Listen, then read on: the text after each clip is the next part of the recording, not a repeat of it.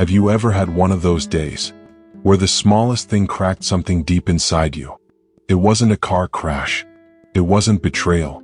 It was just a look that lingered too long, a silence that said too much, a message that never came. It was how they looked at you like you didn't matter. Or worse, how they didn't even look at you at all. And just like that, your chest tightened. Your thoughts spun out of control. You started writing 1,000 painful stories in your head, each one more brutal than the last. You smiled on the outside, but inside you were breaking. And no one noticed. You got quiet, maybe even numb. But the storm didn't pass. It just moved inside you. And in that moment, it felt like the world had too much power over you. Like your peace was being held hostage by people who didn't even know they were holding a weapon. But here's the truth. They didn't break you. They couldn't. Because the power to break you was never in their hands. It was always in yours. And that means you can take it back. See, Stoicism isn't about pretending you're not hurt. It's about mastering the hurt. It's about standing in the middle of chaos and choosing not to collapse. It's about not reacting the way they expect. Not chasing revenge. Not needing to prove anything. Just being rooted deeply in who you are. In this episode, I'm not here to tell you to just smile through the pain. I'm here to show you how to face it. With stillness. With strength. With wisdom. Because the truth is, your emotions aren't your enemy. They're your compass. But only if you learn how to guide them, instead of letting them guide you.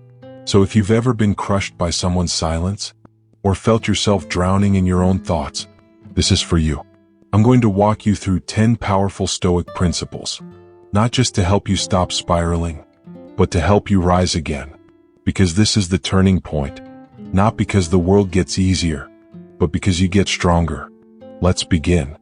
Number 1, you are not powerless. You are the gatekeeper. You were calm, grounded, maybe even proud of how centered you felt today. Then someone said something.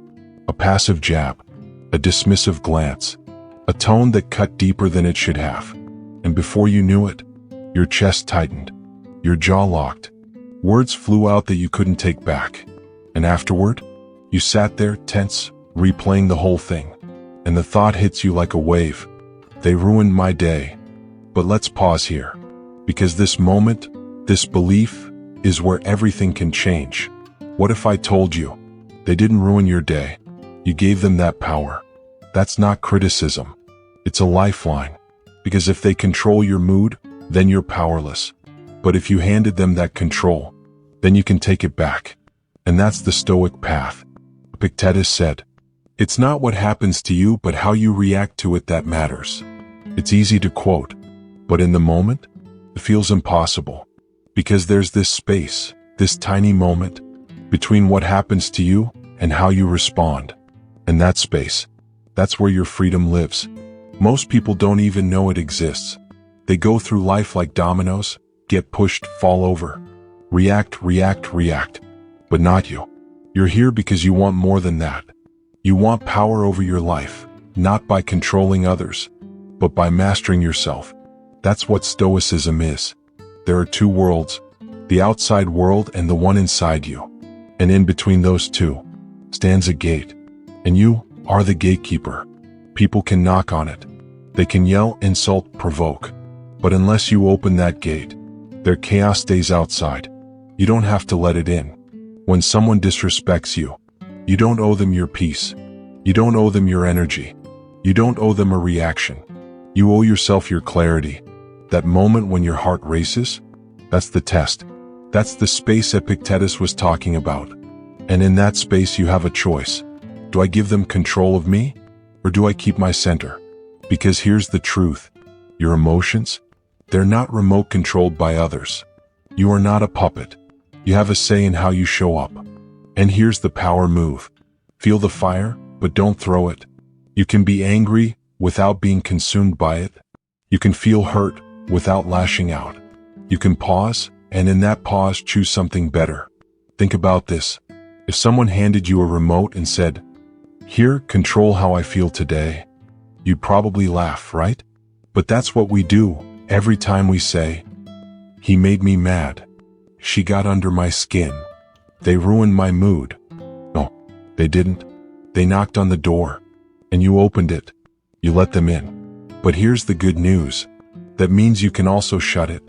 It starts with awareness. Next time someone triggers you, don't respond immediately. Breathe. Feel everything, but don't act yet. Because once you react on impulse, you've given them your power. But if you hold the line, if you pause, breathe, and choose, you win. Marcus Aurelius, one of the greatest Stoic minds, reminded himself every single day, you have power over your mind, not outside events. Realize this and you will find strength. Not control over people, not control over outcomes, but over the one thing that shapes everything, yourself. Let's make this real. Imagine you're in a meeting. Someone makes a sly remark trying to embarrass you. You feel the heat rise. Your ego wants to strike, but instead, you ground yourself. You ask, is this worth my peace? And then you choose how to respond, if you respond at all. That's power. That's mastery. That's being the gatekeeper.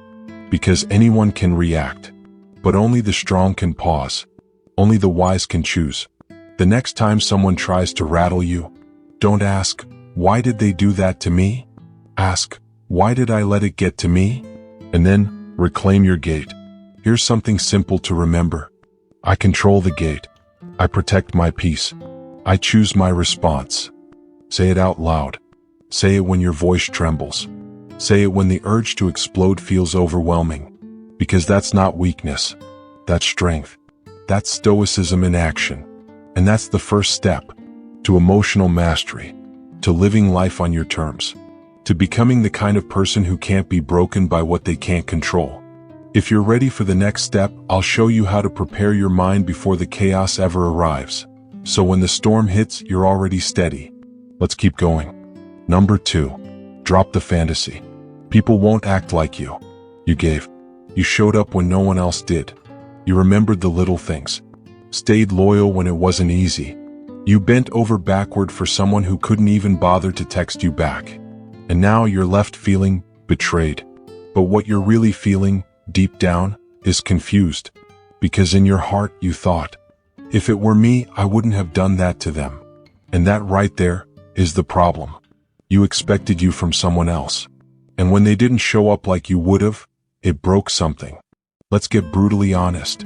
It wasn't just their behavior that hurt. It was the story you told yourself about who they should have been. You had a picture in your mind. An ideal version of them, loyal, honest, emotionally present. But what you got was something else. And now the disappointment feels heavy. Not just because they failed you, but because they failed the version of them you built in your head. Here's the Stoic truth. Disappointment is born from expectation. Marcus Aurelius said, you have power over your mind, not outside events. And that includes people, their choices, their silence, their inconsistencies. They are not you. They don't carry your heart, your values, or your way of showing up. They carry their past, their wounds, their habits. And the more you expect them to act like you, the more pain you invite in. We fall into this trap all the time. We expect friends to check in, because we do. We expect partners to know how we feel without saying a word, because we'd notice. We expect people to apologize, because we would. But people are not mirrors. They don't reflect you, they reflect them. Their behavior is not a reflection of your worth. It's a reflection of their capacity. So stop asking, why would they do that to me? And start realizing, they did what made sense to them, even if it made no sense to me. Epictetus reminds us, when someone acts poorly, remember, they believe it's the right thing to do, according to their values. That's not an excuse. It's a release. You don't have to carry the weight of trying to understand everyone. You don't have to break yourself trying to fix someone who doesn't even see the cracks. Here's the hard truth. Some people will never love like you, never care like you, never even realize how much you did for them until you're gone. But here's the powerful truth. You don't need them to, because peace comes the moment you stop needing other people to be different for you to feel okay. Let that sink in. It's not about becoming cold. It's about becoming clear. You can still care deeply and stop overgiving. You can still love and walk away when your boundaries are disrespected. This is what it means to live with Stoic strength. To give, not for control but from authenticity. To stay kind but not naive. To release the fantasy and face the reality. And the reality is this. Some people are not ready for the kind of love you give. Some will take more than they give over and over. Some don't know how to meet you where you are, and maybe never will. That's not your fault. But it is your responsibility to stop handing them your peace. Here's what letting go of the fantasy looks like in real life. You stop reaching out just to keep a dying connection alive. You stop waiting for closure from someone who avoids accountability. You stop expecting people to give back what they never had the capacity to offer in the first place. Instead, you give yourself what you were waiting for from them. Clarity, closure, compassion. Seneca said, "It is not the man who has too little, but the one who craves more who is poor." The craving for someone to change, to finally get it, to act like you. That craving is what drains you, not them. Your attachment to the version of them that never existed. So here's your freedom. Let go of that version.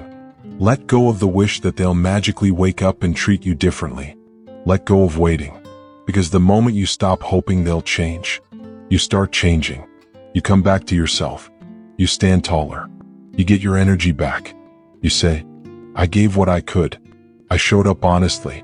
And if that's not enough for them, then it's more than enough for me." And that's not bitterness. That's liberation. So remember this. Stop expecting you from people who are nothing like you. Drop the fantasy. Love people for who they are, or walk away. But never again sacrifice your peace for their potential. Your worth isn't measured by how much you tolerate. Your peace isn't something to beg for. It's something you protect. Let's keep going. Number 3. Choose peace over being right. You feel it building? That tightness in your chest. That urge in your throat. The words bubbling up, ready to fire back. They just said something completely wrong. Offensive. Ignorant. Unfair. And everything in you wants to correct them. To defend yourself. To win. But here's the truth. You can win the argument and still lose your peace. So ask yourself, do I want to be right, or do I want to be free?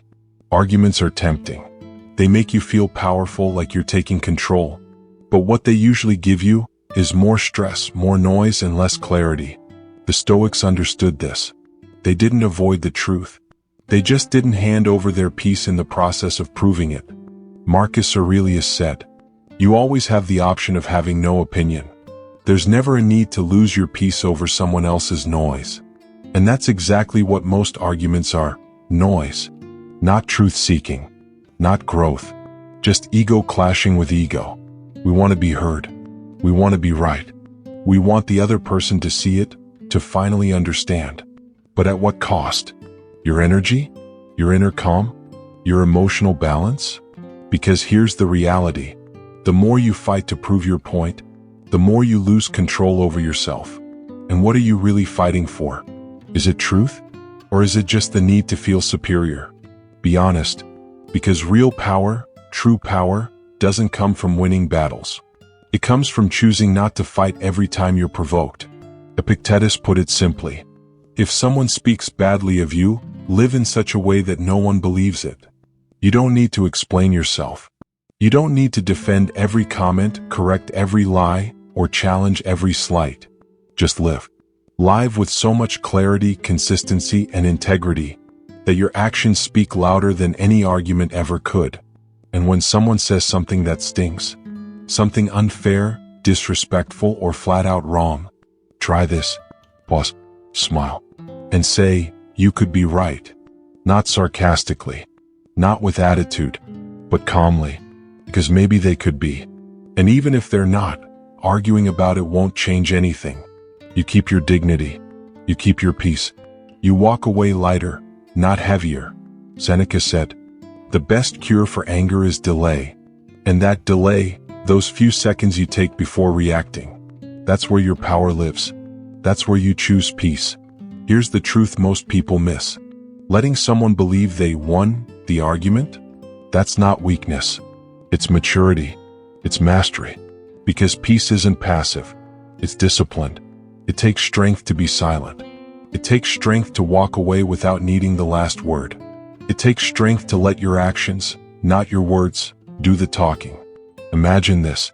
Someone throws fire your way. You can throw fire back, or you can throw water. One escalates, the other ends it. And the real win is not needing to light yourself on fire just to prove a point. Next time you're tempted to argue, ask yourself, will this matter in a week? Am I speaking from clarity or from ego? Am I protecting my peace or feeding my pride? And most of all, do I want to be right or do I want to be free? Choose freedom. Choose calm. Choose you. Here's your challenge. Let someone think they've won. Let them misunderstand you. Let them talk. Meanwhile, you move in silence, with grace, with grounded power. Because when you no longer need to be right, you finally get to be free. That's Stoicism. That's strength. And that's your next level. Let's keep going. Number 4. Detach from the noise. Not everything deserves a reaction. Someone insulted you, dismissed your idea in the meeting, mocked your effort with a smirk, tried to make you feel small while others laughed. And for a second your body tensed. Your pride lit a fire. The need to react, to defend, to clap back, boiled to the surface. But what if you didn't? What if you let their words fall flat, like a punch that missed? What if instead of reacting, you paused, smiled, and kept moving? Because not everything deserves your energy. Not every comment deserves your attention. Not every voice deserves to enter your mind. And not every person deserves a seat at your emotional table. Your worth is not up for debate. It's not dependent on who applauds or who attacks. It's found in your response, or more often, in your lack of one. Marcus Aurelius wrote, "You don't have to turn this into something. It doesn't have to upset you." Read that again. It doesn't have to upset you. You have the right, the power, to not care. And no, that doesn't mean you become numb or cold. It means you stop leaking energy into every irrelevant voice that demands your attention. Because here's the truth. The world is loud. Opinions fly like arrows. People project their insecurities as if they're facts. And if you react to every single one, you'll be emotionally exhausted before noon. The Stoics understood this long before social media ever existed. Epictetus said, "If someone provokes you, be aware that it is your own opinion which provokes you." You're not reacting to their words. You're reacting to what you believe about those words. So let's get practical. They say, you're not good enough. If you believe it, it hurts. If you don't, it's just noise. They say, that'll never work. If you're insecure, it shakes you. If you're grounded, it rolls off you. The noise only matters if you let it in. That's why detachment isn't weakness. It's discipline. It's not that you don't feel. It's that you've trained yourself to filter. You learn to say, that's not mine. That doesn't belong to me. And then, you let it pass. Imagine this. Someone throws mud at you. You can bend down, scoop it up, and throw it back. Or, you can keep walking, clean, untouched, focused on where you're going. That's the choice. Every day. Every moment. Because when you react to everything, you're not free. You're controlled. You're a puppet, dancing to the pull of every insult, every rumor, every glance. But when you choose not to react, you're no longer their prisoner. You're free. Lao Tzu once said, "Care about what others think and you will always be their prisoner." Let that hit. Every time you contort yourself to fit someone's opinion, you shrink. You step off your path. You trade your truth for approval that was never real to begin with. So let their opinions echo. Let them bounce. But don't let them sink in. Because most of the time, people aren't even talking to you. They're talking to a version of you that lives in their mind.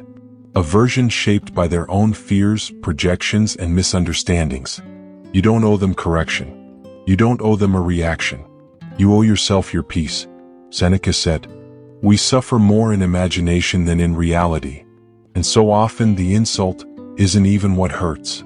It's the story we build after. They said this, maybe it means I'm not respected. They didn't respond, maybe I'm not valued. Stop. Detach from the noise.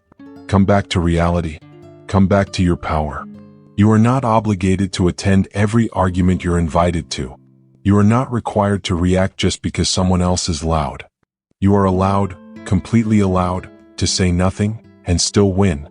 Try this. Next time someone tries to rattle you, don't explain. Don't justify. Don't defend. Just pause and in your mind say, "Not today. Not my energy." And watch how quickly they lose their grip on you. You see, when you stop reacting, you stop feeding the fire. And when you stop feeding the fire, people either burn themselves out or walk away. Either way, you win. This is what the Stoics meant by self-mastery. Not controlling the world, but controlling how the world affects you. So the next time someone throws words your way, ask yourself, do I respect their opinion enough to care? Or will this matter in a week? Am I reacting from insecurity or responding from wisdom? And most of all, do I want to protect my ego or protect my peace? Because every time you choose to not react, you build something stronger than any comeback could ever give you. A grounded, untouchable sense of self. So here's your reminder. Detach from the noise. Don't absorb what isn't meant for you. Not everyone deserves access to your attention. Not everything deserves a response. You don't owe the world your energy. You owe yourself your freedom. Let them talk. Let them doubt. Let them judge. And let yourself rise quietly, steadily, unshaken. That's Stoicism. That's power. Let's keep going. Number 5. Set boundaries, or be eaten alive.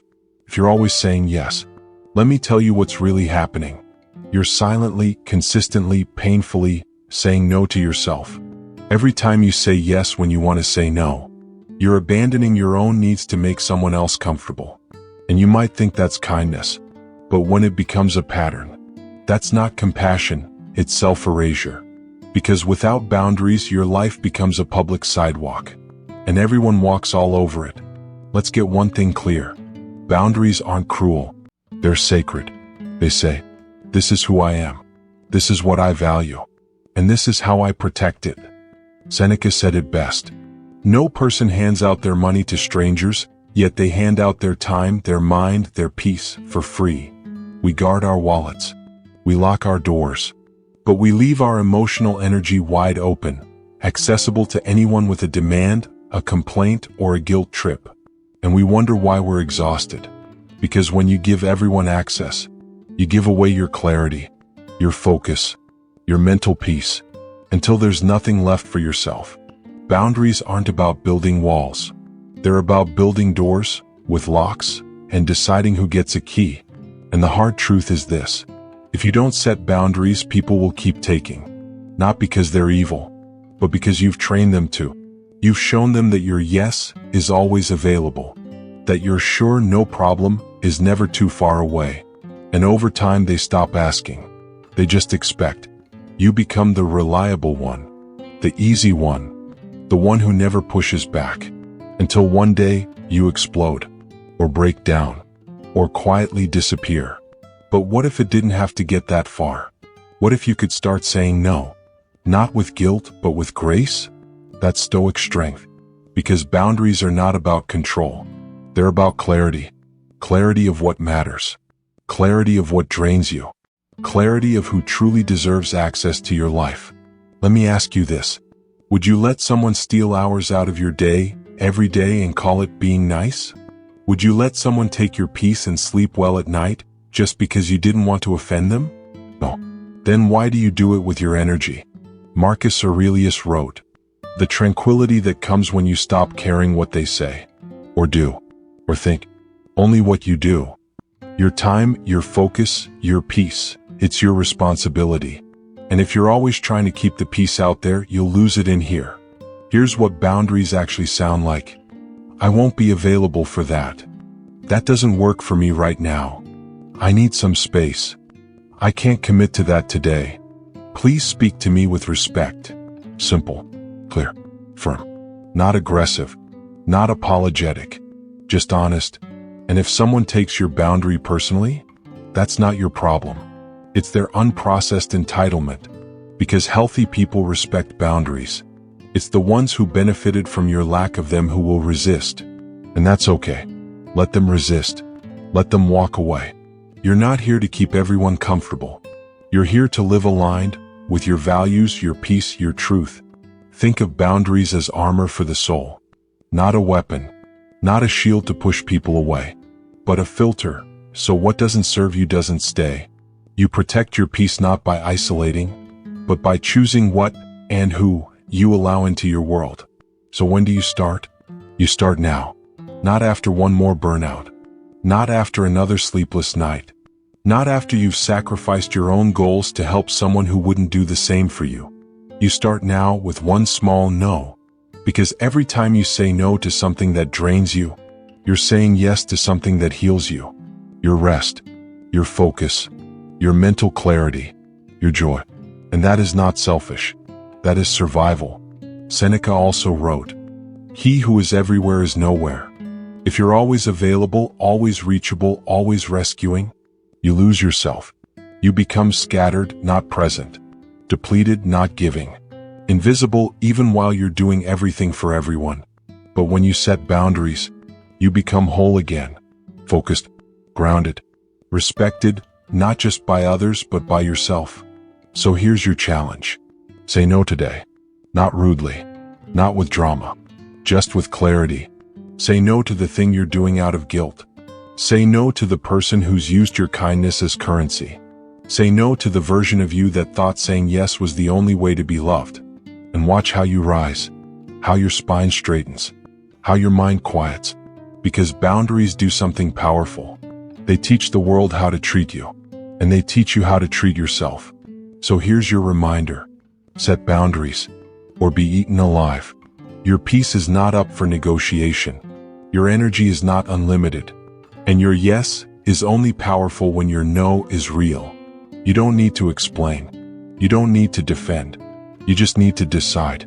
This is where I end. And this is where you begin.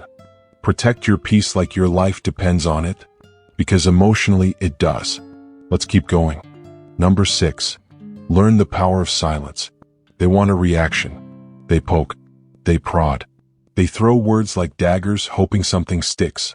And they wait for your voice to rise, for your hands to shake, for your ego to explode. But instead you stay still. You breathe. You look them in the eye and say nothing.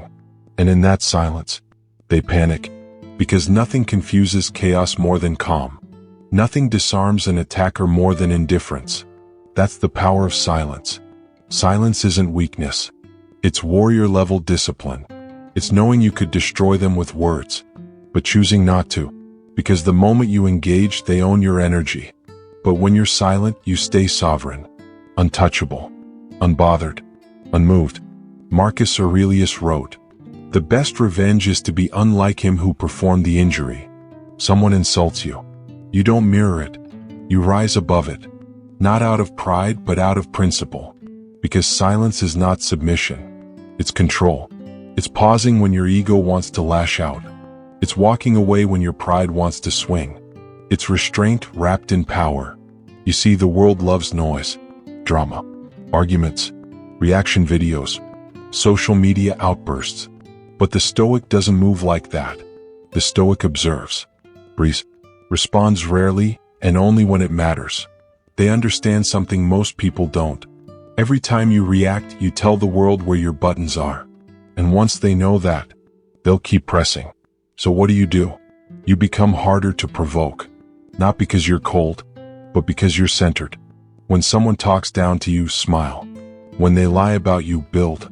When they scream, stay calm. Because silence isn't just a lack of sound. It's the presence of strength. It says, I won't dance to your chaos. I won't lower myself just to feel tall. And if they mistake that for weakness, let them. Let them misread your silence as softness, while you sharpen in peace. Seneca once said, "It is a great thing to know the season for speech and the season for silence." Know this, you don't owe everyone an explanation. You don't have to defend yourself to people committed to misunderstanding you. You don't have to explain your value in rooms that can't afford your presence. Sometimes the loudest statement is saying nothing. Real life example. You're in a meeting. Someone cuts you off, undermines you, takes credit. Everyone's watching. They expect you to fire back. But instead, you smile. You nod. And you speak with clarity when you're ready. Later they look desperate. You look composed. That's silence. Not just as a tactic, but as a posture. You're not avoiding conflict. You're choosing how and when to engage. You see, some battles are traps dressed as conversations. And if you're not careful, you'll spend your whole life reacting, instead of building, instead of growing, instead of leading. So protect your energy. Ask yourself, does this really need a response? Is my silence more powerful than my words? Am I reacting or choosing? Because when you speak out of impulse, you often regret it. But when you respond from stillness, you rarely have to clean up a mess. Practice this. Next time someone disrespects you, pause. Don't speak. Don't justify. Don't defend. Just breathe. Feel the heat. Let it rise and let it pass. And in that silence, you'll hear something clearer than any comeback. Self-control, clarity, freedom. Remember, silence is not suppression. It's transformation. You're not bottling up. You're refining your energy. You're conserving your fire for what actually matters. Because not everything needs to be answered. And not everyone deserves your voice. When you speak, let it be intentional. When you respond, let it be rare. When you move, let it be unstoppable. So here's your reminder. Don't let chaos drag you into the arena. Stay above it. Let your silence echo louder than their noise. That's not being passive. That's being powerful. Let them wonder what you're thinking. Let them feel the discomfort of your calm. Let them fight shadows while you stand in light. Because the person who doesn't flinch doesn't lose. And the one who can stay silent under fire is already winning the war. Let's keep going. Number 7. Choose gratitude even when it hurts. The day has gone to hell. Your inbox is overflowing. Someone disappointed you again. Your plans fell apart. The weight on your shoulders feels unbearable. And in the middle of the chaos, you whisper to yourself, why is everything so hard? You're angry. You're exhausted. You feel like the world is either against you or just doesn't care.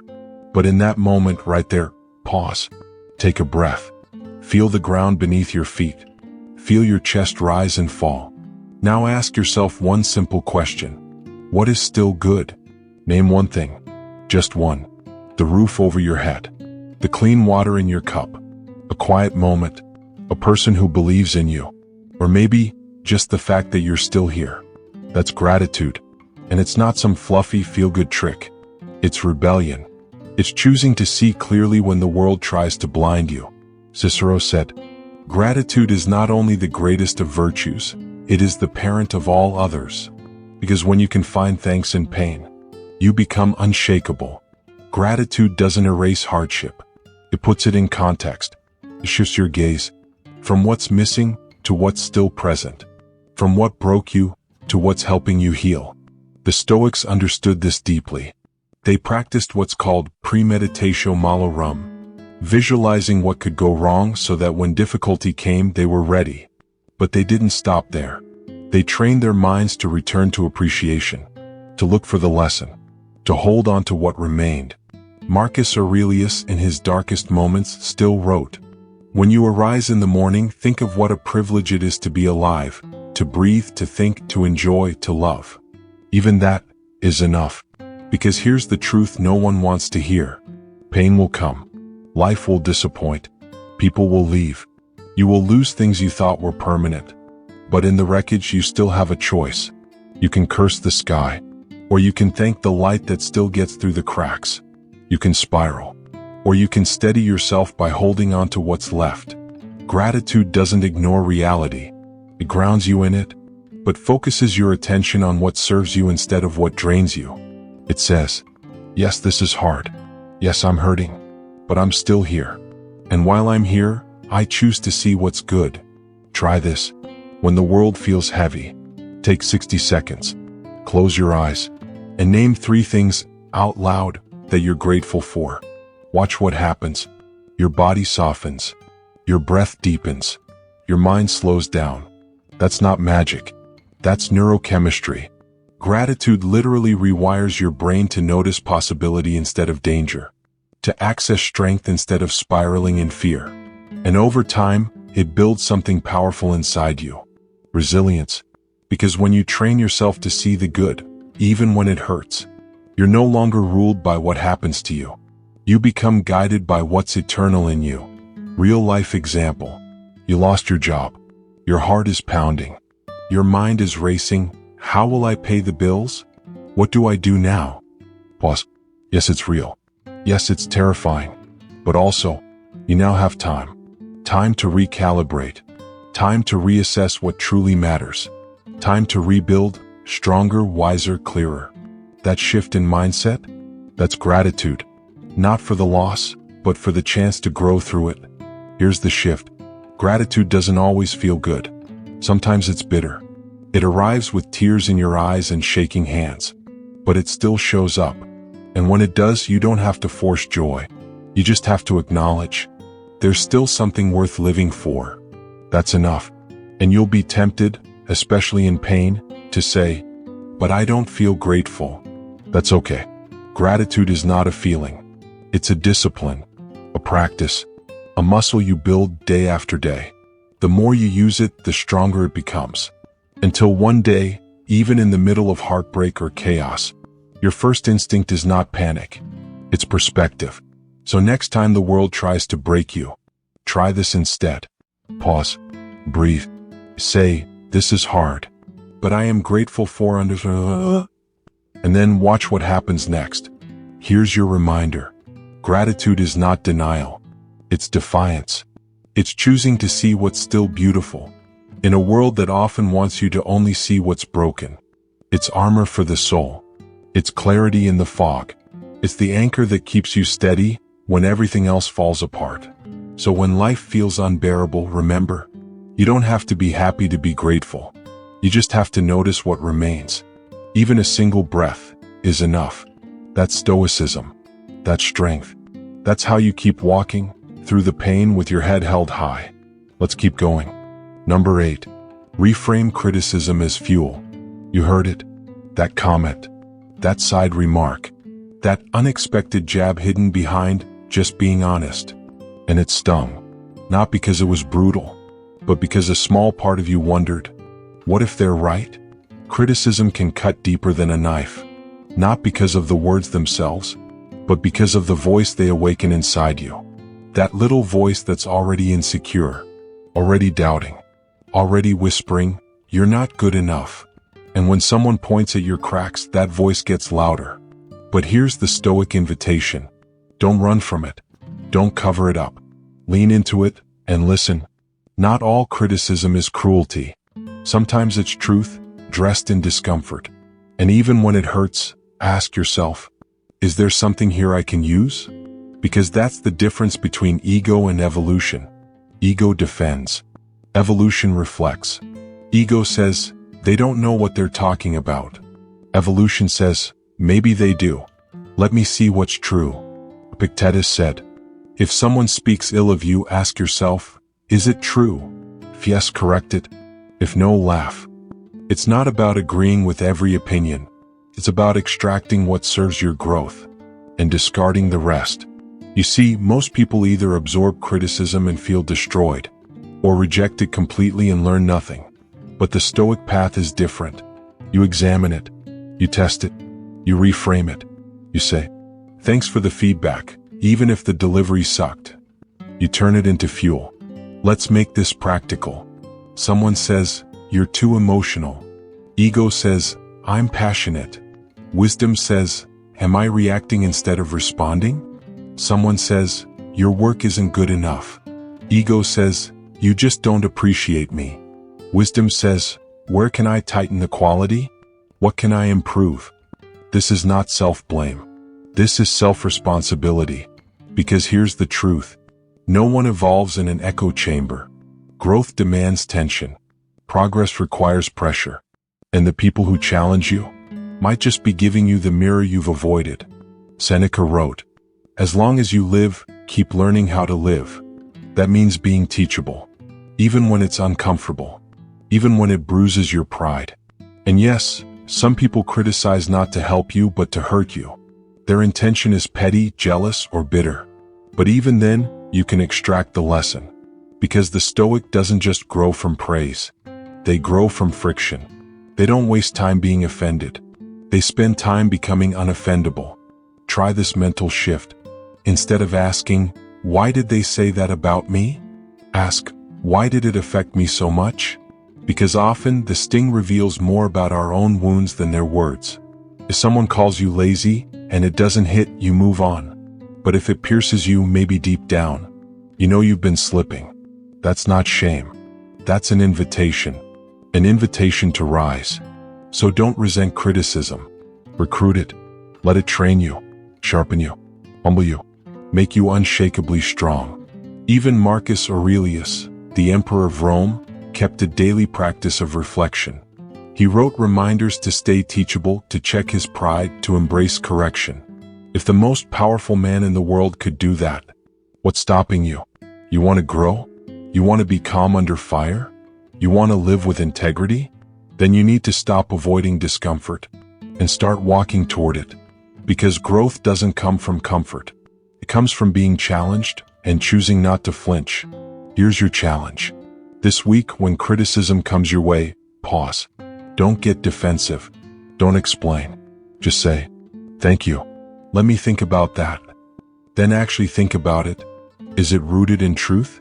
Good. Use it to evolve. Is it projection? Good. Use it to strengthen your boundaries. Either way, you win. Because when you stop letting criticism define your worth, you start using it to shape your future. That's not softness. That's mental toughness. So here's your reminder. Reframe criticism as fuel. Let it refine you, not reduce you. Use it to sculpt a better version of yourself, one response at a time. You don't have to agree. You don't have to defend. You just have to stay open enough to learn and grounded enough to remain unmoved. That's Stoicism. That's how you rise. Let's keep going. Number 9. Master letting go. Even when it hurts, you want to hold on to the words they said, the look they gave, the silence that screamed, the way they left without explanation. Or worse, how they stayed and made you feel invisible. You replay it again and again, like watching the same painful scene on repeat, hoping that this time it will make sense, that this time the pain will lessen. But it doesn't, because holding on doesn't heal. It burns. And the longer you grip the flame, the longer it scorches your peace. Letting go isn't forgetting. It's choosing your freedom over your fury, your future over your fixation. And yes, it hurts, because the mind craves closure.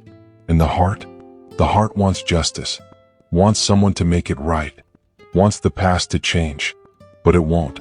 Marcus Aurelius reminded himself, the best revenge is to be unlike the one who wronged you.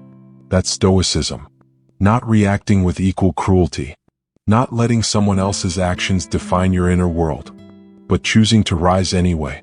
And sometimes, letting go doesn't mean they were right. It means you refuse to let them continue living rent-free in your head. You refuse to carry the weight of their behavior into your next chapter. The Buddha once said, holding on to anger is like drinking poison and expecting the other person to die. Read that again. You think your pain is punishment for them, but it's only poisoning you. So let's get honest. How much time have you lost obsessing over what someone did? How many nights have you laid awake, reliving a conversation that's already over? How much energy have you poured into a version of events that can't be changed? And now, imagine what you could build if you took that same energy and redirected it into your healing, into your growth, into your peace. Because the truth is, letting go is not weakness. It's radical strength. It's saying, I'm done carrying what doesn't serve me. It's taking your power back. Seneca wrote, he who suffers before it is necessary, suffers more than is necessary. That's what holding on does. It multiplies pain. It chains you to a moment that's already gone. But when you let go, you don't erase what happened. You just stop giving it the authority to rule your present. Letting go means you forgive even if they never apologize. You heal even if they're still broken. You rise even if they tried to keep you small. So how do you do it? Start with acceptance. Not agreement. Not approval. Just a quiet acknowledgement. This happened. It hurt. But it no longer gets to own me. Then, release the grip. Every time your mind brings it back, breathe. Every time your heart aches, breathe deeper. And repeat, I am no longer available for this pain. You may have to do this 100 times, maybe more. But each time you take a piece of your power back. This is what the Stoics meant when they talked about the dichotomy of control. Some things are up to us. Some things are not. You cannot control the past. You cannot undo the betrayal. You cannot unhear the insult. But you can choose what happens next. You can choose to be better, not bitter. Wiser, not wounded. Free, not fixated. Real life example. You were ghosted. Out of nowhere. After months of connection. No explanation. No closure. It hurts. But instead of spiraling, you pause. You remind yourself, their silence says more about them than it does about me. You journal. You walk. You cry. Then, you let go. And one day you notice, the ache isn't as loud. The weight isn't as heavy. The world starts to open up again. That's the quiet revolution of letting go. Here's your reminder. Letting go doesn't mean you weren't hurt. It means you've decided to stop bleeding. It means you've chosen to live with open hands instead of clenched fists. Because you can't move forward while dragging what's behind you. You can't reach for peace while holding on to pain. You can't start your next chapter if you're still rereading the last one. So today ask yourself, what have I been gripping so tightly that it's now gripping me? And then slowly, let it go. Not because they deserve it, but because you do. You deserve a clear mind, a light heart, a future not built on resentment but on renewal. Letting go isn't the end. It's the beginning. Let's keep going. So now you've seen it. The lies that trigger you. The people who disappoint you. The chaos that tests your peace. And the voice inside that whispers, you don't have to collapse every time something breaks. Because you are not broken. You are being forged. Emotional mastery was never about suppressing what you feel. It's about honoring it without being owned by it. It's about standing in the fire and realizing, I don't need to put it out to stay calm. I just need to not let it consume me. You see, the Stoic doesn't escape the storm. They become the stillness within it. They don't avoid conflict. They respond with clarity. They don't deny emotion. They channel it. So when someone lashes out at you, pause. When life deals you injustice, breathe. When your heart breaks, feel it but don't fall with it. Because the world isn't asking you to be perfect.